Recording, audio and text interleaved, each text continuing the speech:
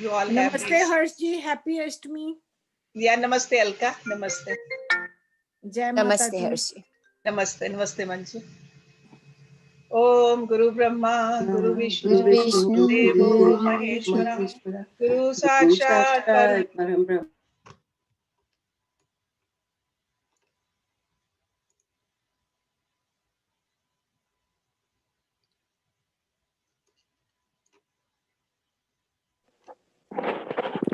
Harsh, you are muted. You are muted. Harsh, we don't hear you. Okay. Okay. I think Kim must have switched it. Okay. Sorry about that. Asto ma satgamya, tamso ma jyotirgamya, mrityor ma amritam gamya. Om sehna bhavatu, sehna bhunatu, saviryam karva vahi, tejasvi navaditamastu, ma vidvishavahi. Om shanti, shanti, shanti. Om. So Vivekachudamani. Even the name tells us quite a bit. The title has been given with a lot of thought from the author. Vivek. Vivek is a higher level of intellect. Okay, that's a Vivek. When the subtlety has entered into the intellect, that's Vivek. Chudamani is a crown jewel. That's a Chudamani. So it's a crown jewel of the higher intellect, this book. That's what it means. Okay, Vivekachudamani. So, and it's written by Adi Shankaracharya ji, 581 verses. And only 2 verses we did last week. The first verse says, my salutation to Shri Sadguru Govind. So Adi Shankaracharya, who wrote all this, such a realized person, some people even say that he is a God incarnate. He had a guru too, and his guru's name is Sadguru Govind, who is of the nature of bliss absolute, who can be known only through the import of the essence of Vedanta, and who is beyond the reach of the known instruments of perception. So that means the ordinary intellect cannot perceive this kind of a higher bliss. We need to make our intellect subtler and the subtlest. Then in the second verse he says, for all living creatures, a human birth is indeed rare. Okay. Much more difficult it is to attain full manhood. Rare than this is a sattvic attitude in life. Even after gaining all these rare chances to have steadfastness on the path of spiritual activities, as explained in Vedic literature, is yet rarer. Much more so to have a correct knowledge of the deep significances of the scriptures. Discrimination between the real and the unreal, a personal experience of the spiritual glory, and ultimately to get fully established in the living consciousness that the self in me is the self in all. These come only later on and culminate in one's liberation. So ultimate goal is liberation, but it starts from a human birth. But once we are in a human birth, that's where we study and we keep on moving up and up and up. So that's why he said, culminate in one's liberation. This kind of a perfect liberation cannot be had without earned merits of 100 crores of lives lived intelligently. So what he is telling us, that hey, you are in a human body, highly evolved body. This body which not only the physical body, but the subtle body, where there's a mind also, intellect also. You understand it all. Use all these equipments for the ultimate goal. Do not waste it. So that's why he's just bringing our attention towards this precious life of ours. Do not waste it for something which is so temporary, running after the objects, running after the materialism. That's what he's talking about. So rare. Rare means how many beings are out there just on earth alone? In our own homes, in our yard, how many other beings are there? How many bugs, how many plants? Soul is everywhere. And how many human beings? Rare. Average home, 2 or 3 people. But thousands and thousands of other beings are there. Can't even count. So consider yourself very fortunate.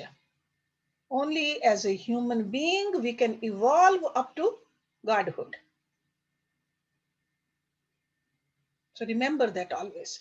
Now let's look at number 3. Again, he is reiterating this rarity, the rare human being where we have gotten so much. And we should not lose the chance to move up. Durlabham tarayam etat dev anugraha hetukam manusyatvam mukshutvam mahapurusha samshraya. Human birth, burning desire for liberation, the capacity to surrender completely to a person of wisdom. That's like a great person, a Mahapurush, Guru. These 3 things are rare indeed. And wherever they are found, they are due to the Lord's own grace. So what are the 3 things? A human birth, burning desire for liberation, because there are so many human beings also. But how many people really can remember this goal of human life? So burning desire for liberation. Capacity to surrender completely to a guru. How many of us can do that? First of all, we cannot find a guru, but to surrender completely to a guru, that's also very rare. He says, wherever these are found, consider yourself that you have a blessing of God, that you have all 3. So in this verse, this great Rishi is emphasizing the importance of the qualities which we should have as a student. So to be born as a human being, that is, we all are. We are human beings. So that's a sign of Lord's grace. But after that, to employ in life a deep discriminative understanding, that discriminative understanding means what is real and what is unreal, what is truth, what is untruth, what is temporary, what is permanent, to be able to discriminate between these. And I'm not talking about anything outside, just over here. What is temporary and what is permanent? Sometimes we think, no, this body is permanent. But time comes when we know that, no, it's not permanent. Sooner or later, we have to say bye to this body. It is very temporary. So to discriminate, to think about it, the difference between the body and who owns the body right now. The owner of the body is permanent. That is the soul or the spirit or the Atma, whatever you want to call it. Body is temporary. Do we want to waste this precious life constantly worrying about this body? He's not saying that don't take care of this body. But he says, keep in mind, discriminate between the temporary and the permanent. So, and then more than that, he says, discover the enthusiasm to seek a nobler path. A person who is seeking for a nobler path will definitely look for a master, a guru. And then if you can find a guru like that,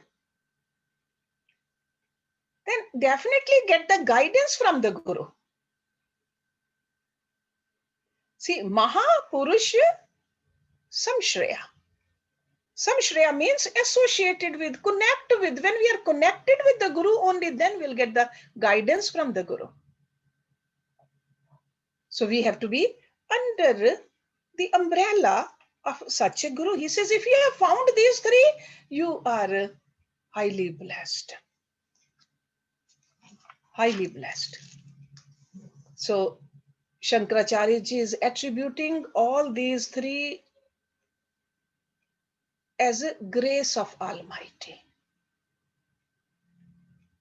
Grace of Almighty. We could have taken birth anywhere else, but we were born in a human body. If you are in this class, or if you are trying to understand this life at a deeper meaning, that means that you have that kind of enthusiasm. You want to know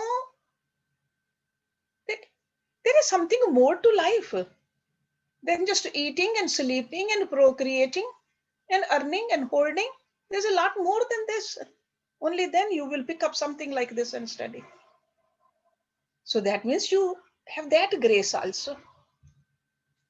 And if you have a teacher in your life or a guru in your life, under whose guidance you can grow, it's even better. Sure, we can do the self-study also.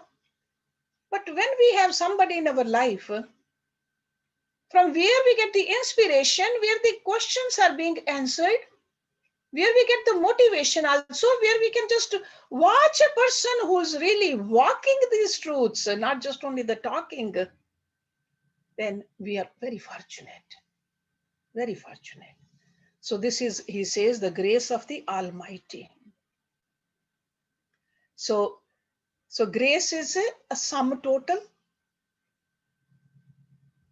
of all these three. Then in the next one, he says, number 4, Labdhava katham chin narjanam durlabham tatrapi punsantavam shruti pardarshanam yasmat atma muktahu na yatet murdhi sa hayatmaha swam vinihantehe yasad grahat. Is there a person who, having somehow gained a human embodiment, and they are living a masculine temperament and also a complete knowledge of the scriptures, is foolish enough not to strive hard for self-realization? So in other words, the person took birth,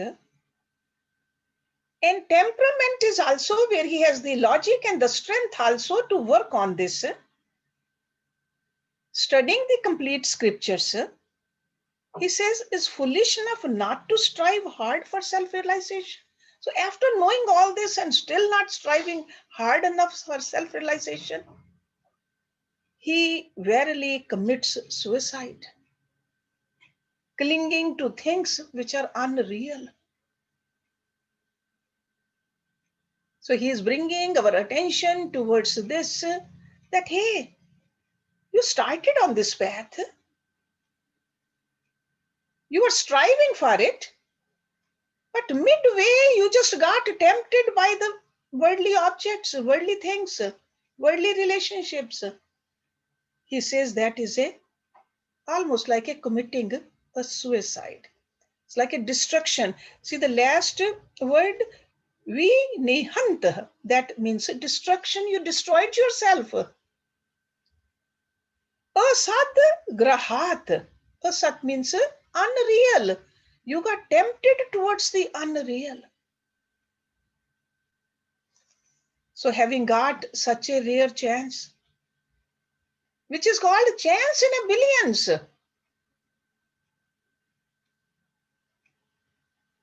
And that's why to this person he says, Moodhi. That Sanskrit word Moodhi means a fool. Dhi means the intellect. The intellect which is supposed to get sharpened, it just became dull. It's like a dull fool. And that is, in that sense, it says, you destroyed yourself. Because how do we, when we make the wrong decision, we destroy ourselves. And Dhi is the faculty in us which makes the decisions. Dhi means intellect.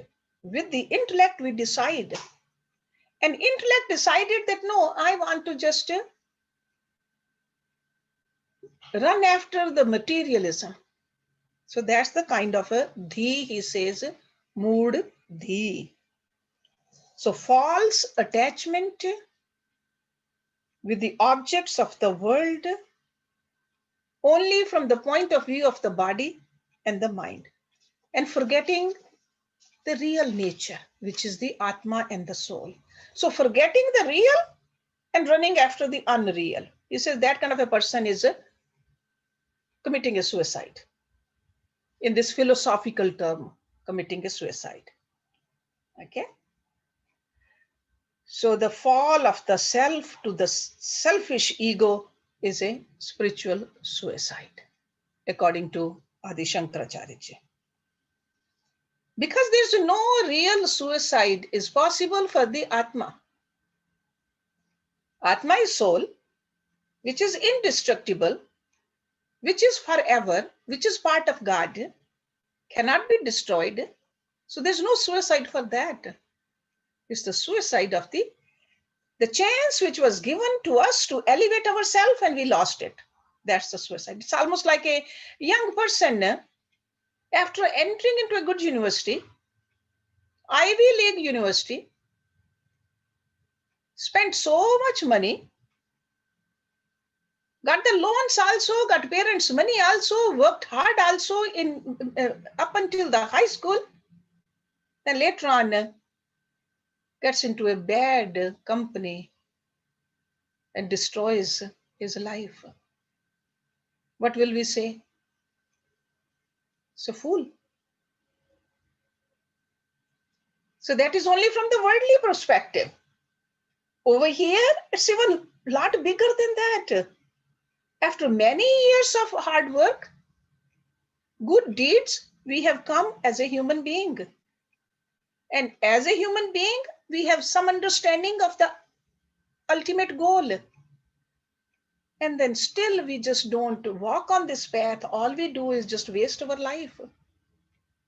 So he says that is destroying a life. Okay. So discrimination between the real and the unreal is the main theme of this textbook. Again and again, he'll bring our attention towards this. Itaha kon va astihi moodatma yastu swarthe parmadhyati durlabham manusham deham prapye tatrapi porusham. Is there a greater fool than the person who, having got the rare chance of a human birth, and there too the masculine qualities of the head and heart, falls short in his efforts to rediscover himself? So again and again, he's pounding on the same truth.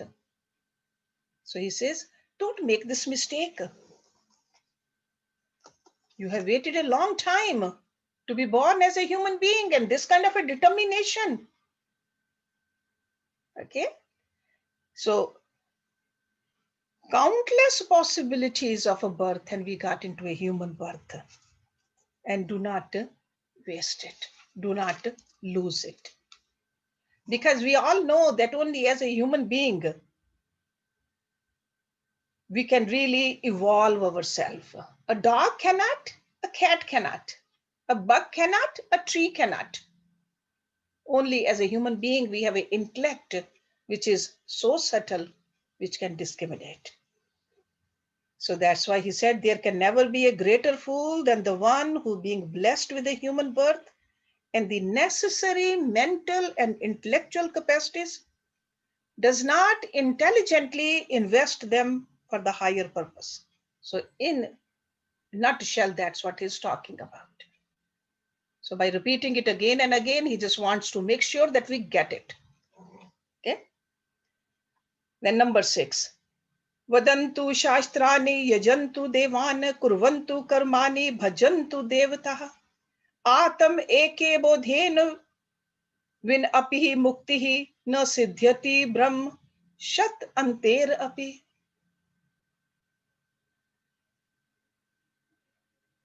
Let the scholars quote all the scriptures. Let gods be invoked through scriptures. Let elaborate rituals be performed. Let personal gods be propitiated. Yet, without the experience of one's identity with the self, there shall be no liberation for the individual. Not even in the lifetime of 100 Brahmas put together.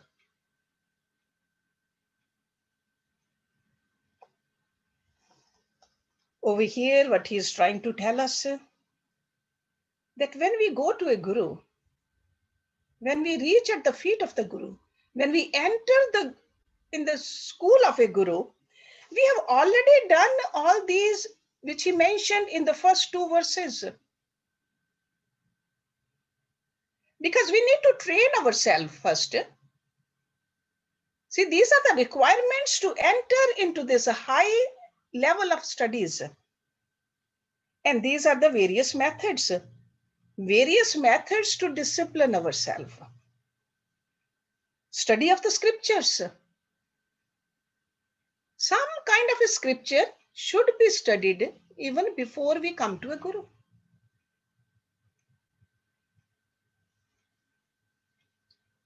Performing sacrifices. Sacrifice means the worship. This little inclination and this knowledge that there is something higher, there's a God. Whatever name we call him by, but there's a higher power. Somebody created all this. So that's what a yajante means. That's why even to the little kids, we tell them that no matter which name you call, but there is a God. Loving God. Worshipful God. So that's why this is another qualification. Before we can even start this, then he says, making offerings. Making offerings means cultivate this relationship. See, we cultivate relationships with the worldly people. We make the offering. When we go to somebody's house, we always give something. In the world, we do it, but create a deeper relationship with God also. Worship of a personal God. Devan, personal God. This is my God. Develop a personal relationship. Not just a God which is up there somewhere, but no, my God. And even selfless seva. These are some of the things which we do to prepare ourselves to be ready to understand the deeper significance. So that's where vadantu shastrani, yajantu devan, karvantu karmani. Karvantu karmani means performing rituals, morning and evening. Little worship. Bhajantu devata, worship the gods. So over here, this great guru is addressing these few practices which we all been doing, but we got to do them more sincerely with the diligence for a number of years. Then what happens is we come to a place where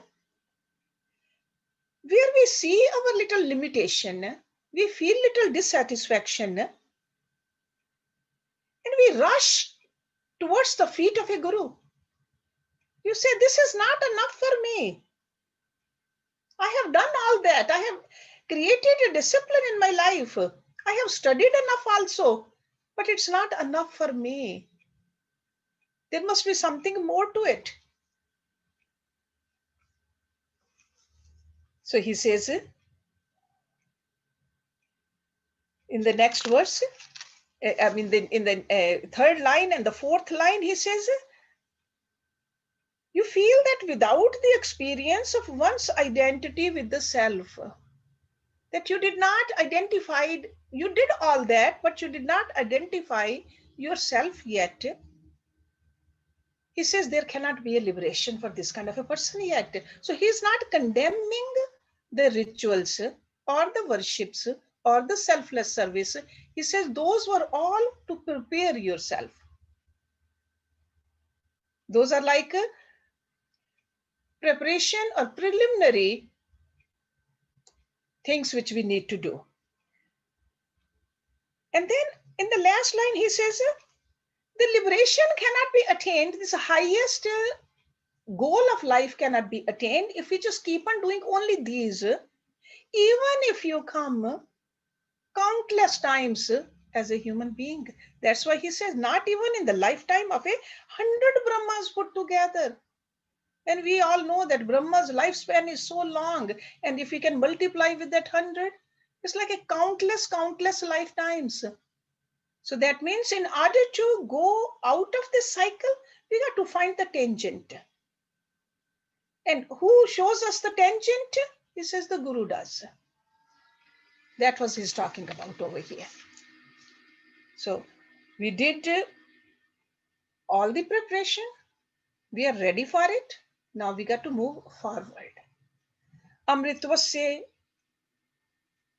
na ashashtihi viteen etyev hi shrutihi braviti karmanoho muktarev hetutvam sufuttam jata. It is clear that liberation cannot be the effect of good works. If you think that I'm going to do all the good deeds and I'm going to get liberated, he says, no, that's not how it works. So it is clear that liberation cannot be the effect of good works. And why did he say it's clear?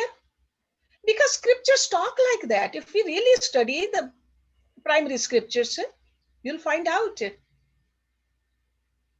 every karam, good or bad, they have the effect of the karam connected to it.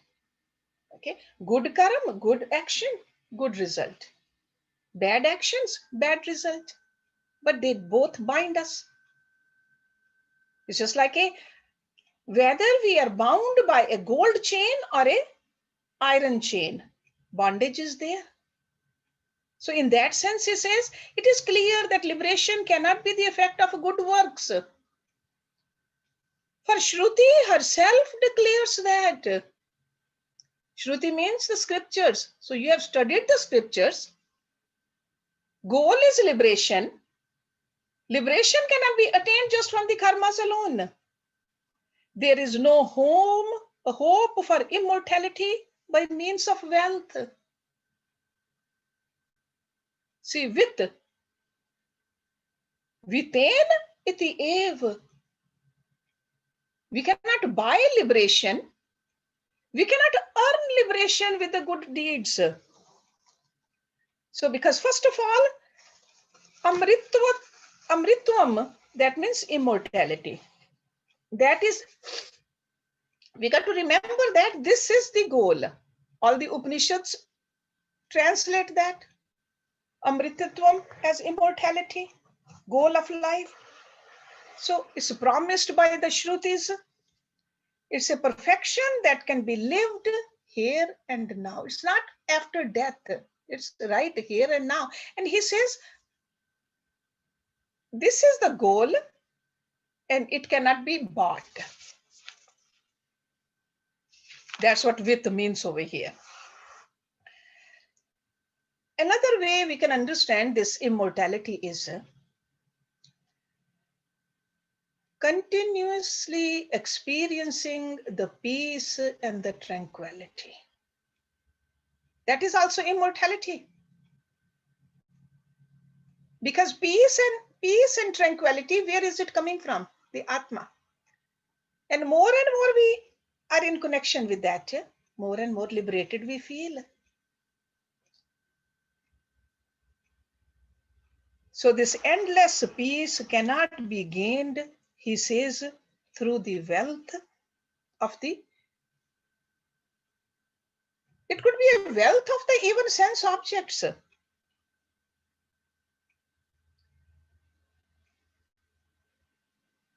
Because we think that sense objects can give us peace, but do they really give us peace?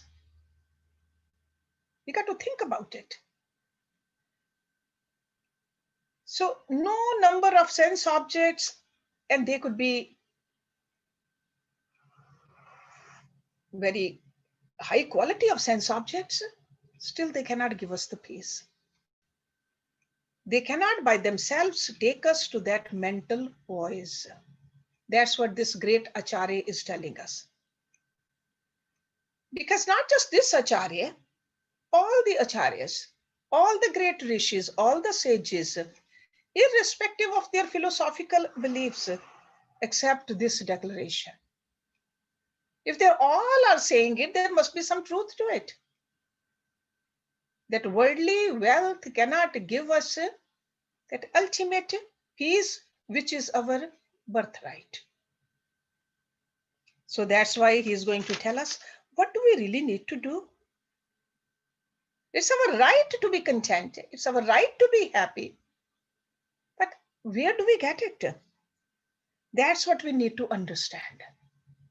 Because until we have that, there will be a fluctuation in our mind and we'll feel disturbed. Now in the next verse, he starts to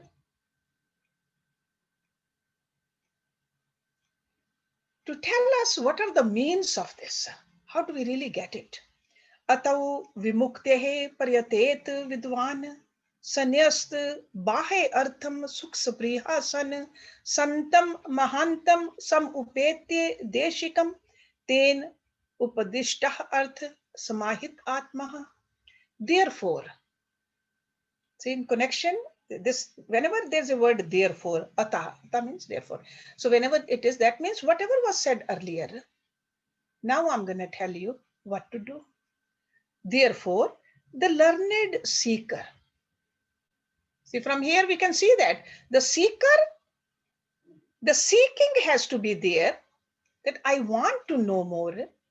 Learned means he already learned the primary scriptures. Okay, he knew, he studied a lot. But there's a more to know. Therefore, the learned seeker who is striving to gain this freedom within and who has renounced all his desires for pleasures in the sense objects should duly approach a good and generous master. So this is, once we have this kind of enthusiasm, this kind of eagerness to learn more, eagerness to move upward, elevate ourselves, this is what he's telling us, should duly approach a good and generous master. See, sam upetye deshikam. Deshikam means one who gives instructions and teachings. In that sense, generous. And must live attuned to the true significances of the words of the master. Okay, so after doing the preliminary work, if we have this kind of enthusiasm, then go to a guru. Go to that kind of a guru who will teach, and then live also. It's not just only learning now. We got to make sure that we live the truth also. Okay, so must live attuned to the true significances of the words of the master. So it's not only listening the words of the master, but chewing on those words and ultimately practicing or bringing those words or those truths in our life also.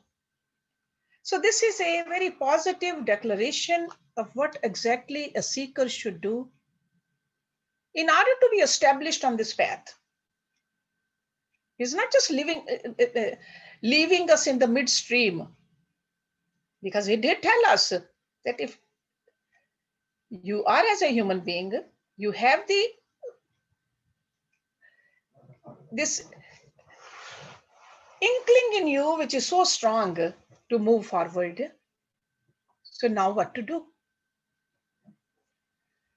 So after having the good education in the worldly place, that kind of a person is called a vidwan, is intelligent, definitely intelligent. So that's why you remember the first line, the last word is vidwan. Atau vimukte pratet vidwan. So that person is well learned. But then after that, learning alone is not enough. Another word over here is a santam. Santam. Often sant word is used to indicate a sannyasi. But the true sant word is a person who is firmly established in the sat. That is a sant. Sat. Sat means a pure existence, the pure consciousness. So that means that we need to have that inclination too, that we want to become a sant. That is where we are moving, sant. And then for a guru, sometimes we use the word sant, but most of the time, mahant is the word which is used for guru. Because guru should not be just only have a full realization, but he should have a great heart, sympathetic, a kind person. So guru is connected with the sat, but at the same time, guru has that kind of a compassion for us that I will help you too. Otherwise, guru can say, no, I am totally in touch with the reality, the consciousness. You just do whatever you want to do. But guru makes an effort to lead us also on the path. So that's why they say it's a large heartedness, it's a sympathetic kind of personality, and who's already a sant, but now he's a mahant, because without these qualifications of the heart, he will not be able to come down from a high seat. This is like if somebody has fallen into a ditch, you got to bend down to take that person out. And that's what guru does too. Guru comes down to our level. Sometimes it's hard to speak even in the language of an ordinary person, but guru does so that we can understand it. Sometimes guru has to disconnect part of his consciousness so that he gets connected with our level. And that's where the compassion comes. So one can be a guru only if one has the required compassion, intimate personal experience of the divine, and the familiarity with the scriptures also. Lord Krishna talked about these qualities of a guru in Bhagavad Gita. So a thorough study of the scriptures will give a guru to teach at our level the necessary language of expression, or to understand the intellectual arguments also, to resolve a student's doubts also. So then another term comes, deshikam. Deshikam, I told you earlier, that means well read in the scriptures. So guru has to have the language of the scriptures also. Then another word is samupetye. Samupetye means a necessary mental attitude So if a guru doesn't have a necessary, the proper mental attitude, if guru gets frustrated, then the students cannot be helped. If guru starts judging the students, that won't be right either. So as a student, we should have the surrender and the meekness. On the other side, guru has to have these qualities also. Only then there is a proper connection. So the divine attitude of full receptivity in the aroma of a heart, where there's a reverence also, there's a surrender also. There's a faith also, there has to be love for the guru also. This is what they are insisting in other scriptures also, over here also. So these are all the prescribed qualifications before this knowledge can take place. Because otherwise we can read and read, but this knowledge cannot take place, take roots in the student. So guru can be at that level, but if the student is not ready, so it has to be both. So after all, a master can only explain truths, and master can give the sufficient logic, but the major part of the work has to be done by the student. See, guru is connected. Guru is coming down to help the student. Now, student's time is to connect. Okay. So it's very key over here, word, where he says, must live attuned to the true significance of the words of the master. Words of the master, because sometimes we just want to only do what guru is doing.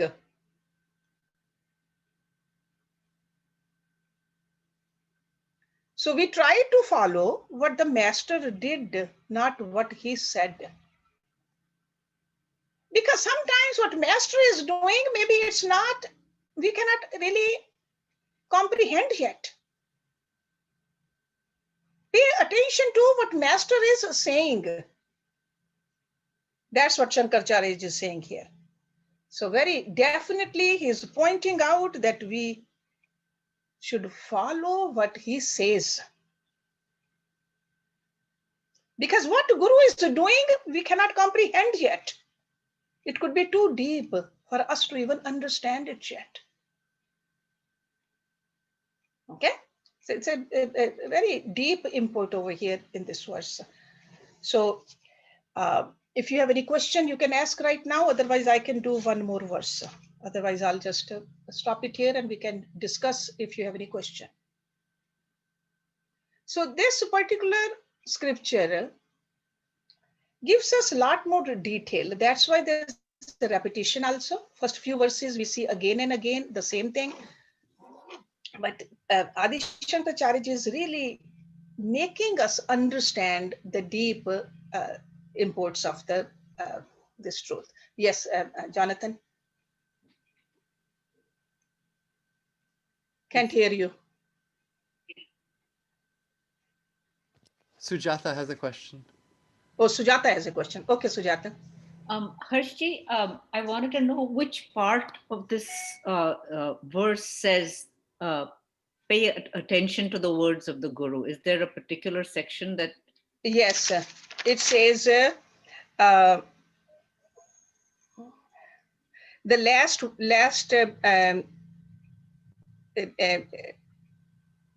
Updeshartha Samit. yeah, the last line of verse number 8. Verse number. See, Upadesh.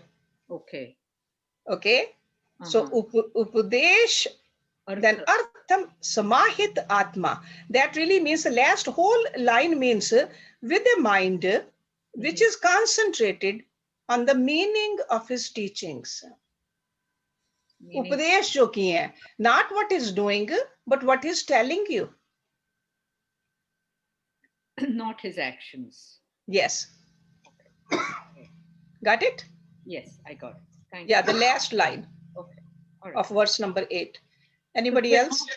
we're not going by word, I guess. So that sort of, it's a bit. Yeah, because the reason I'm not going word by word, because sometimes it gets too tedious. Also, anytime you want to know any word, let me know. Okay? Because most of this Sanskrit of this scripture is easy Sanskrit. Okay. It was written way after Bhagavad Gita. Even Bhagavad Gita Sanskrit is easy. If you look at the Vedas Sanskrit, very hard to even make any sense. See, language keeps on evolving too. So this Sanskrit is a little bit easier than the Gita Sanskrit. Right. But I mean, like you were saying, that there's so much, each word has so much significance. Yes, right. That's why some of the words I brought it out for you. So like Santam, Mahantam, Deshikam, these are very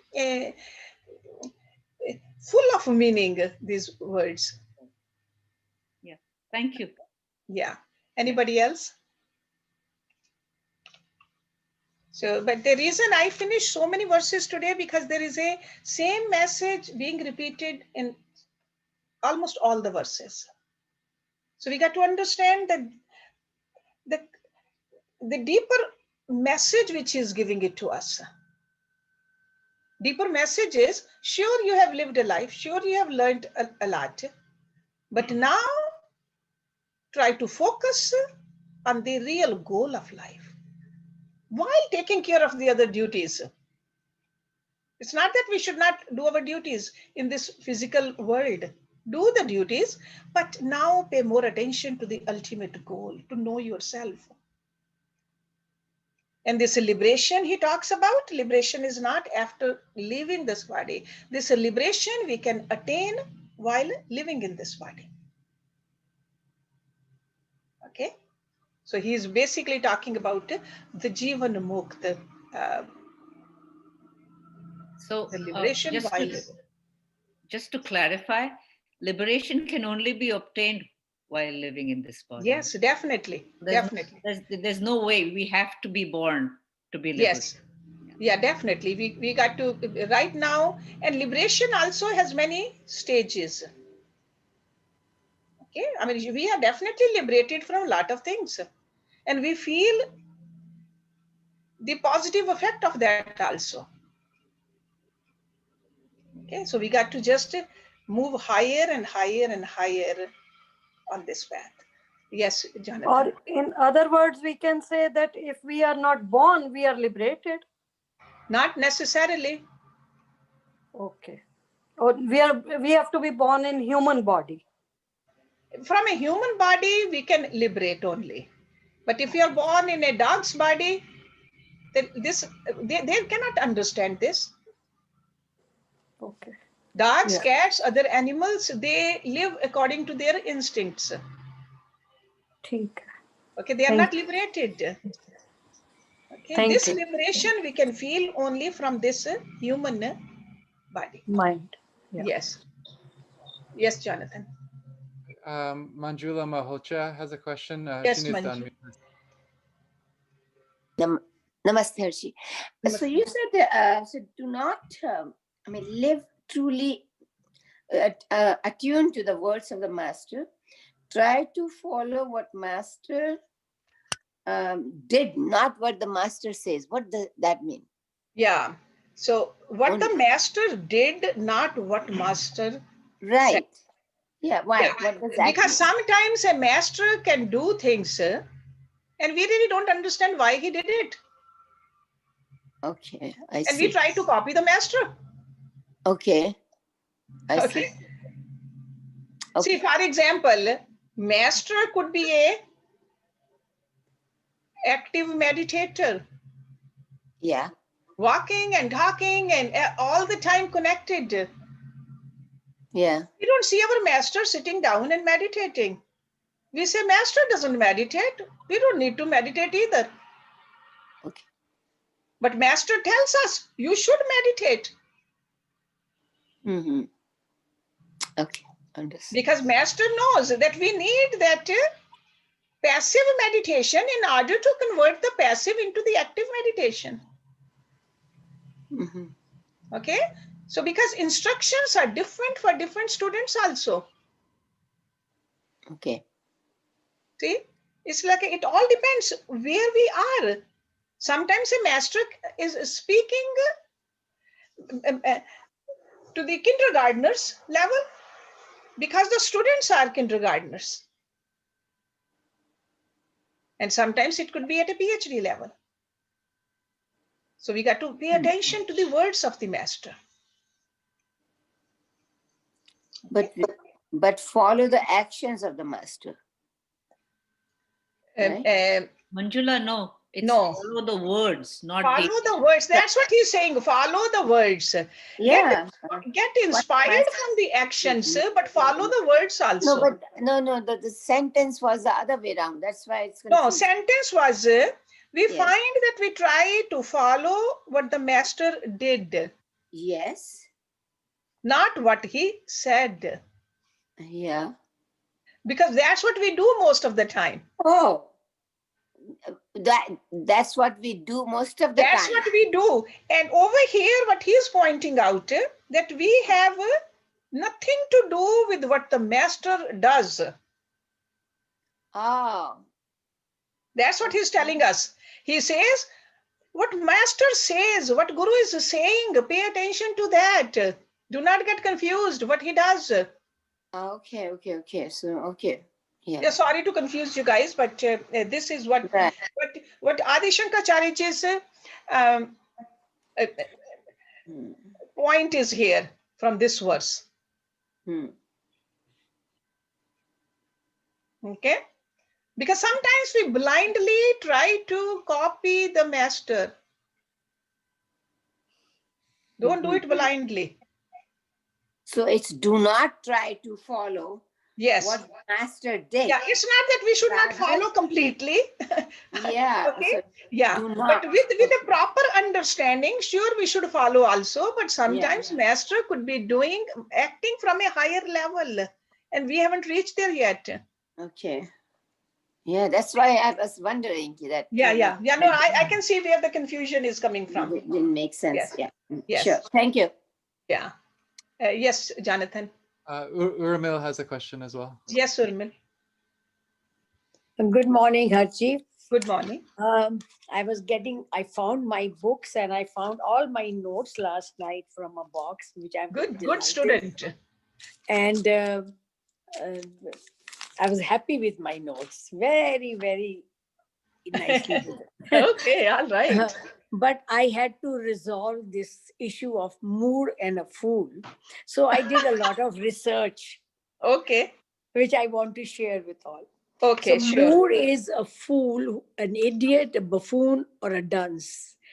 Deluded who can impose a misleading belief upon others.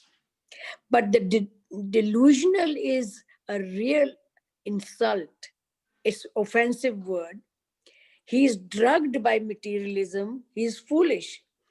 But foolish and idiot and buffoon are a little insulting words, whereas ignorant means he does not know enough, he's illiterate, not able to read, uneducated, shallow in his mental capacity. But it is not derogatory to say that you are ignorant, but it is derogatory to say stupid or fool and incapable of comprehension, one who acts on his own worst interest. Now, fool is a fool, but a stupid is the person who knows everything but lacks control, is absent-minded, and doing risky acts, knowing well they do not have the skills. They have obsessive behavior, and they are at a level of stupidity. So in this Vivekachudamani, when he has used the word mood or fool, He's saying that they got a human birth, they learned everything, they attended everything, they went to the worshipping, but they did not apply to the level of liberation, so they are stupid. Okay, all right. So the stupid word for mood is applied to Vivekachudamani, but ignorant in other areas. Mm-hmm.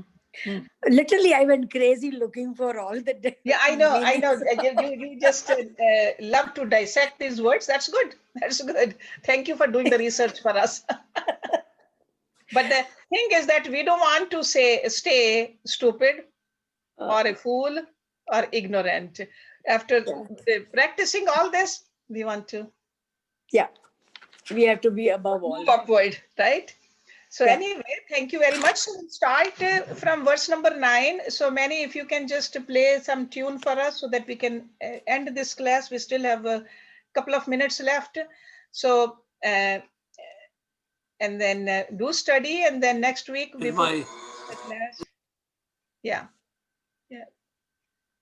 You can ask the questions next week, or even after this little chanting, we can still um, talk a little bit if you want to. Okay.